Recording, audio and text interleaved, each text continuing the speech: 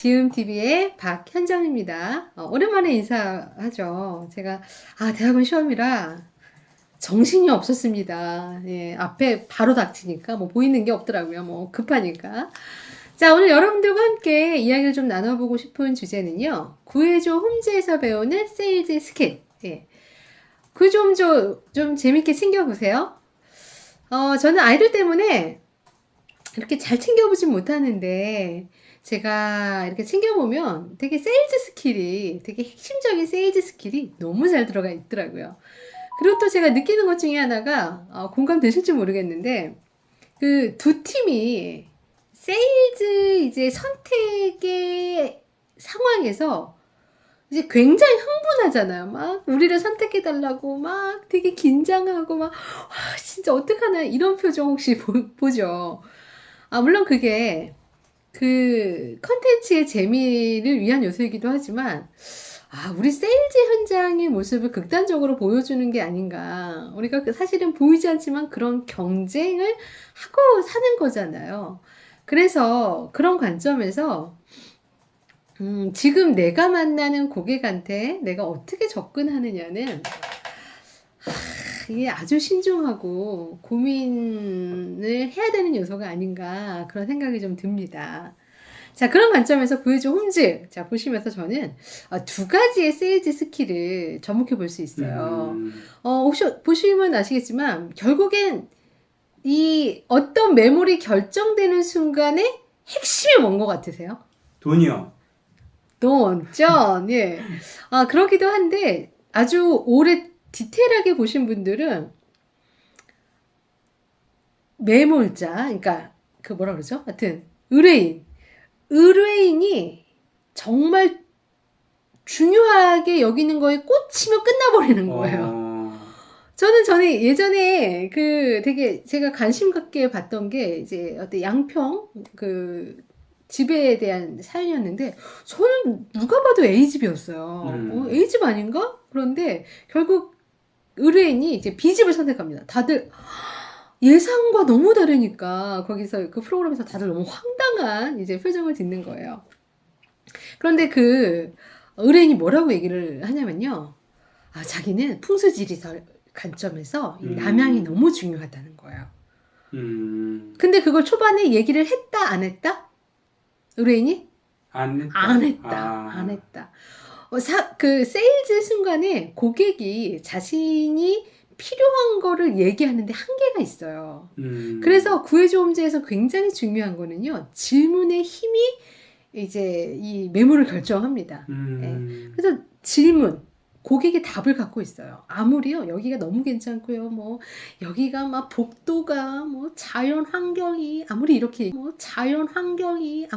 얘기를 해도 고객이 꽂혀 있는 핫 버튼이 남향이면 뭐 끝난 거잖아요. 근데 이게 파악되지 않으면 아무리 좋은 매물이라도 상관이 없죠. 그래서 세일즈 순간에 세일즈맨들이 많이 이제 우를 범하는 게 이게 너무 좋다는 거예요. 그런데 고객이 핫 버튼을 모르면 소용이 있다 없다? 없다예요. 없어요. 그래서 사실은 질문이 저는 이 질문의 질이 세일즈를 결정한다 라고 생각을 합니다. 그래서 집을 보실 때 대부분 구해줘 홈즈에서 이런 건 물어요. 집을 보실 때 어떤 걸 보세요? 이런 건 물어요. 할 수 있는 그런 뭐 의뢰인 이런 얘기를 하거든요. 다 같이 행복하게 누릴 수 있는.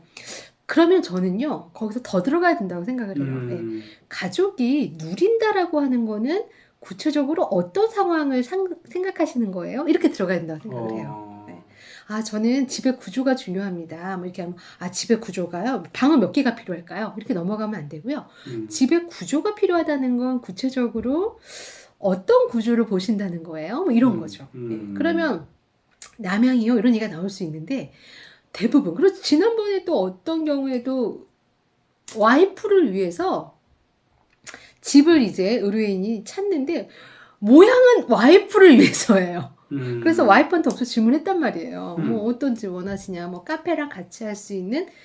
근데 결과적으로 뭘 선택했는지 아십니까? 의뢰인 남편이 낚시에 빠져 있어. 그래서 결국에는 앞에 호수 있는 데로 결정이 나버렸어요. 이게 뭐예요? 그러니까 질문의 질이 깊지 않으면 사람은 자기가 진짜 원하는 1차 욕구와 2차 욕구 구분이 안 됩니다. 대부분의 2차 욕구는 핫 버튼은 밑에 있어요. 그래서 와이프를 위해서 했다고 했는데 결국에는 핫 버튼은 낚시였어요, 낚시. 그래서 집에서 집을 좀 이렇게 즐길 수 있는, 그럼 구체적으로 뭘 즐긴다는 거예요? 이렇게 들어가야 되는 거예요. 그래야 핫 버튼을 건드릴 수 있습니다. 그래서 질문의 질이 세일즈를 결정한다.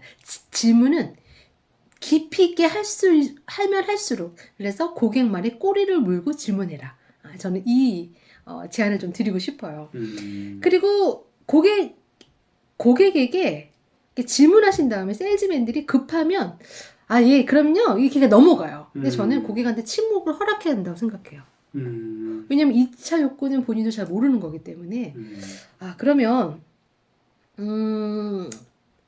지금 이 제품으로 교체하시려는 구체적인 이유가 어떻게 되세요? 고객이 막 이렇게 생각하는 시간 갖잖아요. 그러면 질문을 잠깐 침묵을 감수하시고 냅두셔야 돼요. 근데 세일즈맨들은 그 침묵이 어색해서 막 말을 쏟아붓거든요. 그래서 저는 질문을 잘하는 사람은 고객의 침묵을 냅둔다. 그래서 깊이 고객이 생각해 볼 수 있는 시간을 줘야 한다는 거, 구해줘 홈즈에서 배울 수 있는 굉장히 중요한 세일즈 팁입니다. 두 번째는요, 구해줘 홈즈에서 핵심은요, 자, 장점과 단점 배치를 되게 잘해요. 구해줘 홈즈 보시면 장점만 제시하나요? 단점도 제시하나요? 자꾸 장점만 얘기하는 것 네, 같아요. 제가 혼자 하기 어색해서 누가 하나 앉혀놨어요, 여러분. 네. 그쵸? 이게 장점과 단점 배치가 되게 중요해요. 그래서 장점만 있는 제품은 없어요. 그래서 집에 딱 구해점줄 보면은 메모리 딱 나오면 장점 쩍쩍 나오고 그 다음에 단점 딱 나옵니다. 네. 그러니까 이게 몇 개냐, 뭐 이게 중요한 거지, 장점만 있는 집은 없다라는 관점으로 접근을 합니다. 그래서 세일즈맨들이 이제 단점을 다뤄주지 않으면요, 이건 진실성에 좀 퀘스천이 들어요. 네.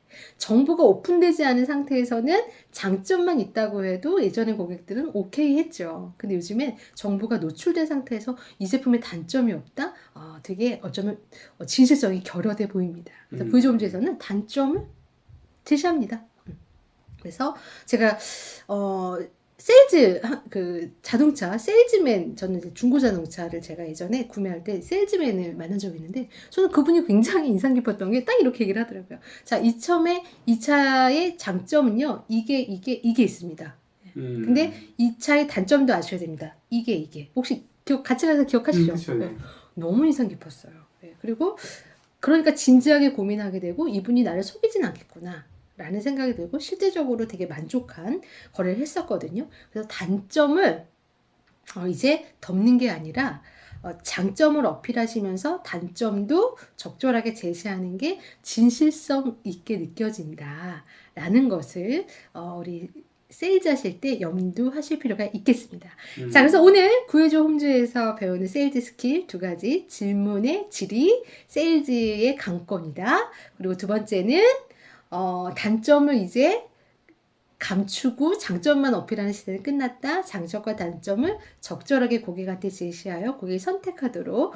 그리고 또 만약 잘 배치한다면, 저는 개인적으로 장점보다는 단점보다는 장점을 뒤에 한 번 더 배치하는 게 좋아요. 이게 최신 효과거든요. 네. 그래서 단점과 장점을 얘기했다면, 그럼에도 불구하고 마무리는 뭘로 하자?